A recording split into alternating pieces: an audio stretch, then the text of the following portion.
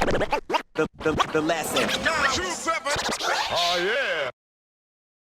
Well, what are your thoughts on, I guess, Aussie hip hop in 2016? Yeah.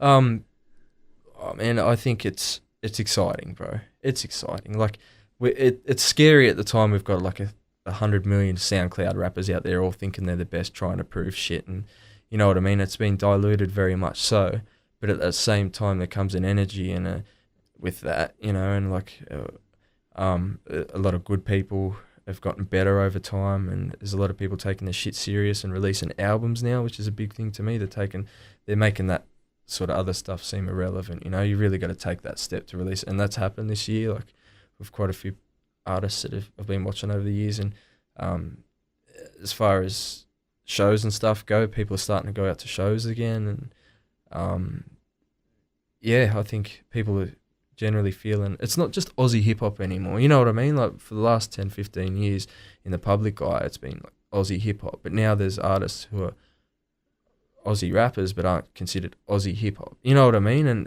that's a big thing in 2016. I think that fine line was not fine line, but that, what would you say, that label was sort of, that label's deteriorating. You know, and that legacy won't, but that label is deteriorating. Yeah. Would you agree? Well, yeah, because you can rap on a trap beat and that doesn't necessarily make it hip-hop. Exactly. Because I could rap on a pop beat and that Exactly. doesn't make it hip-hop. You know, hip-hop, I guess, as a culture has certain parameters. Yes, man. To some extent. Yeah, know, yeah, without sounding jaded. You know, there's the debate of, is ASAP, you know, ASAP Mob, ASAP Ferg and Rocky, are they trap or are they hip-hop?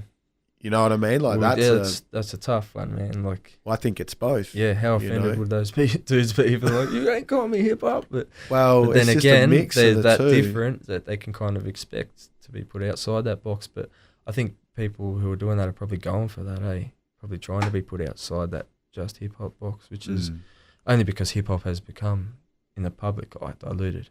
But the real hip hop's always going to be real. Good songs always going to be good, you know. Do you think that radio play has had a positive or a negative impact on the whole thing? In Australia, there's some great community radio stations out there that are definitely helping independent artists get played, artists that probably wouldn't get played elsewhere.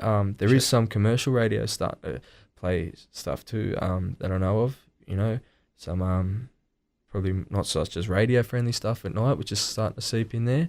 But on the other hand, there's an avenue in Australia which you can take as an artist, which can pretty much guarantee you success, right, if you've got the right formula and you've got the right thing. Now, that avenue is the Triple J avenue, the festival avenue, the going on, becoming bigger avenue, you know?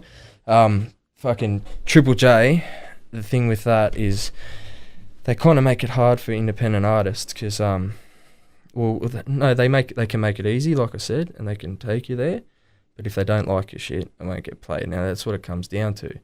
To me, that's so discriminative, man. Like, that's wrong, man. Like, the fact that they call themselves youth radio. I'm not going to sit here and bag out a radio station, man, but I'm explaining, you know.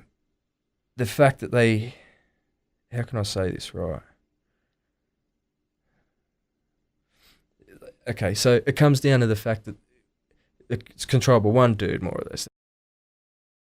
And he'll get played a lot of the stuff, which he will approve for constant rotation. If he doesn't like that stuff, he won't approve of it for constant rotation. So that artist automatically misses out if he doesn't like them.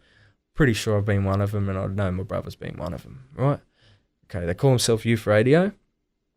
The youth in this country, a lot of the youth definitely wants to hear Cursor, you know what I mean? So that tells me straight away that they don't have the youth's interest in heart. Like, there's a lot of people, what about the youth in radio, in jails and rehabs and stuff who don't have internet, iPhones and stuff? They get the radio, and the only cool station that used to be able to play cool shit on, or that might be Triple J, but oh no, we've got Illian all day and every other guy that sounds watered down and fruity, you know? And I think those kids miss out too, man. And I don't think they're aware of that, and I don't think they care, you know? And to me, that's a fucking problem, man.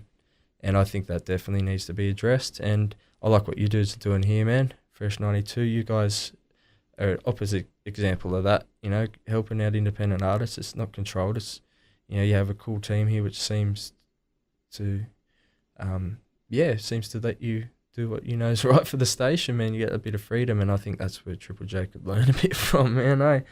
Straight out from experience and from, I'm down with How, and I'm down with the hip hop show, man. And, you know, How's played my stuff. It's all cool, but yeah, don't like how Triple J treats independent artists. They ruin punk, rock, hip hop, and a lot of underground music in the country. So, yeah. Now, you said that Cursor obviously went to the Jays for rotation. Yeah. Yeah. And they just shut him down straight away. Yeah. Without going into specifics, from what I know, fucking said no, this will never be played on Triple J. We don't like it. And do you think it's because of the content?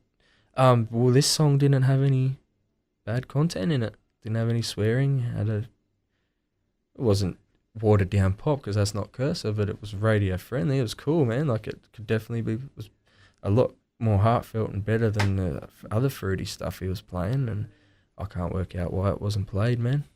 Could you imagine what had happened if the Jays got behind Cursor?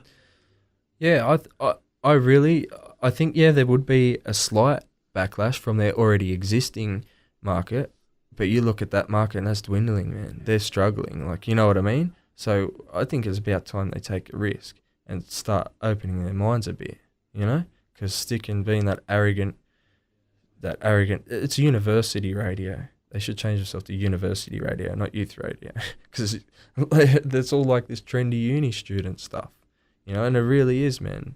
And I'm not bagging out people, go to props to people who study and research and stuff, but the trendy hipster thing is definitely lives there, bro.